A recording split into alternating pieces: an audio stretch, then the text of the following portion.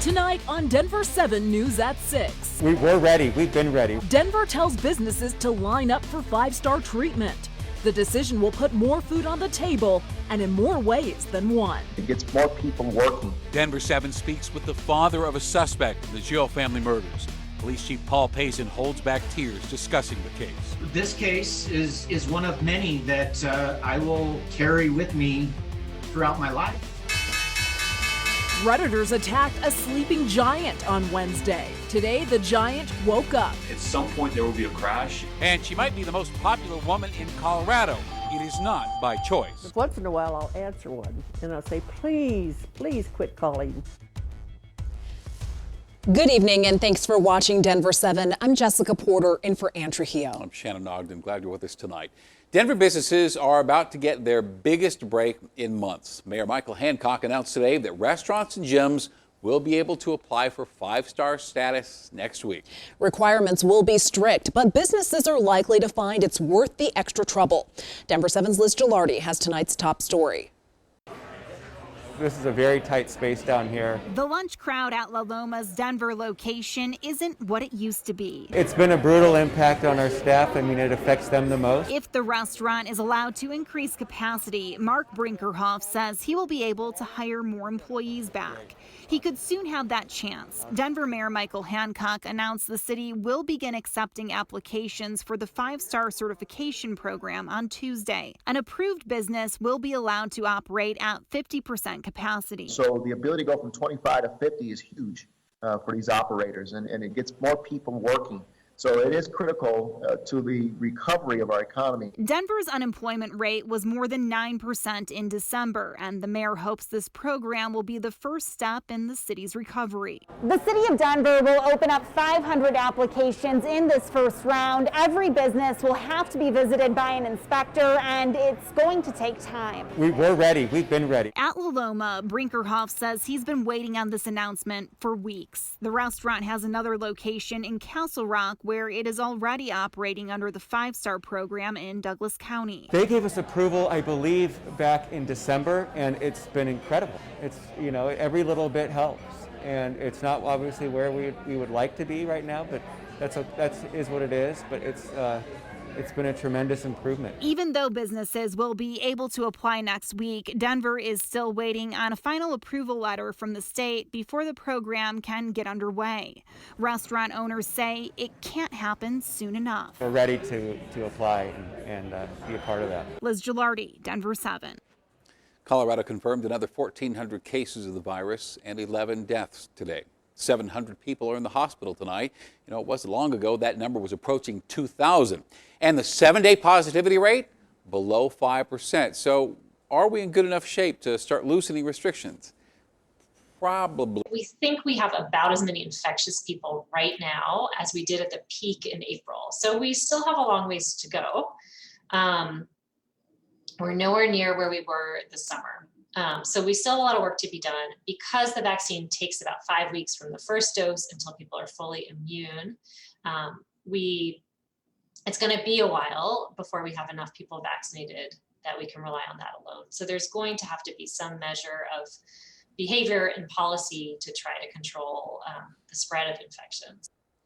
2 new strains of the virus were detected in the U.S. today, and doctors agree the best way to protect ourselves from them, just stay vigilant. Let the vaccines do the rest. 85,000 Coloradans are still relying on unemployment benefits to get by. Countless more are hurting. Assistance for the self-employed and gig workers expired with the CARES Act. The program was extended, but the state hasn't been able to make payments because its systems are out of date. The Labor Department told Denver7 today the upgrades are almost complete, and it has started emailing 230,000 Coloradans who may be eligible to reopen their claims. That process could begin as soon as Monday. The arrest of 3 teenage boys and the murders of a Denver family came as a surprise to all of us, a suspect's father included. Denver7's Patrick Perez spoke with him today. Patrick? Yeah, Shannon, he was very surprised. Now, we are not going to identify him, but I did speak with him off camera today for about 10 to 15 minutes at his business. He tells me that he had no idea that his son was involved in any of this. He had no clue that it was all unexpected what happened yesterday. He also went on to talk a lot about his family's business, how hard he's worked to build that business so he can provide for his family since arriving here in this country. Now, we do know that yesterday the Denver Police Department did announce the arrest of 3 teens in connection with this deadly fire that happened in August. It killed 5 people, including an infant. And since then, detectives have worked to find out who exactly was behind this. Chief Paul Pazin says he's hopeful that all of this brings the family some bit of closure. Working tirelessly to solve these cases certainly can help the families, the loved ones, the friends in that healing process. It's just shouldn't happen. It just shouldn't happen. No, it should not. Police, by the way, have not released the names of the teenage suspects because, of course, they are underage, and they also have not yet shared a motive. We're live in Denver tonight. I'm Patrick Perez, Denver7. Patrick, thank you. A second woman has died after being hit by a Denver fire truck. The Honda Civic they were riding in was obliterated Saturday at Spear and Broadway. Denver police have promised a thorough investigation, but say the engine's lights and sirens were on as it crossed the intersection. The man suspected of shooting 2 people at an Arvada Dollar General has been arrested. Adams County deputies tell us he was arrested last night following a standoff with a SWAT team. An arrest also made tonight in the shooting of a 3-year-old girl outside a Little Caesars on Federal Boulevard. 19-year-old Guadalupe Villanueva was taken into custody in El Paso, Texas this week. The child he's accused of shooting is still in the hospital a month later. She is expected to survive. Police say Villanueva started shooting because he was upset over the child's father taking photos of his car, which was parked in a handicapped spot. The calls are rarely from the same number, but they all have the same effect. They're driving an Arvada woman to her wit's end. Contact Denver7's Lance Hernandez has her story. About 15 a day, 20 a day. Yeah, it's a lot. Esther Rohn, like many Coloradans, is sick and tired of robocalls.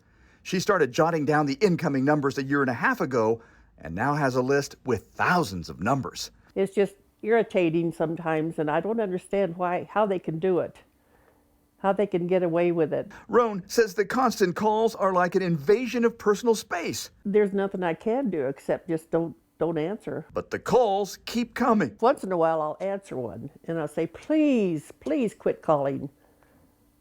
I'm getting tired of running for the phone. Rohn's daughter says she spent time online trying to get the numbers blocked, to no avail. It's such a feeling of invasion of property. I feel like they're harming my mother and I can't do anything about it. You don't know the number? Don't answer. Colorado Attorney General Phil Weiser calls robocalls a scourge. I'm appalled that anyone, particularly an older Coloradan, is going to be subject to this harassment, this waste of time, this annoyance. In some cases, they can be scary too. He says no-call lists aren't very effective because many calls are from scammers and many from outside the U.S. He says blocking technology is much better with cell phones than landlines. They can show up as scam risk. You have a landline number and you can't get the protections against robocalls, and you're besieged by robocalls. Your choice is, are you willing to port your number to a cell phone so you keep the number but can get the protections that we have on cell phones but that you might not be getting on landlines? If you're going to keep your landline, prepare to let it ring. Lance Hernandez, Denver7. Colorado is following President Biden's lead and reopening its healthcare exchange market. The system reopens on February 8th and closes again in mid-May. Your coverage will begin on the first day of the following month. All employees of a Colorado Springs high school will have to reapply for their jobs at the end of the semester. Mitchell High is considered a chronic underperformer. A spokesperson told KKTV changes have been needed for some time now. Okay, on Wednesday, Reddit took on Wall Street. We have to admit for a moment it looked like they might win. Hedge funds suffered major losses. We're talking billions. Companies like GameStop and Nokia were being traded like giants.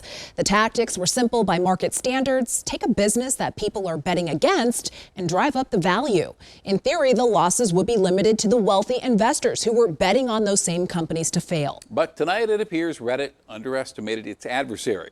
GameStop's value has climbed and fallen from great heights, and that led Robinhood, that's a day trading app, to restrict trading. Republicans and Democrats, as ideologically opposed as Ted Cruz and Alexandria Ocasio-Cortez, cried foul over the decision.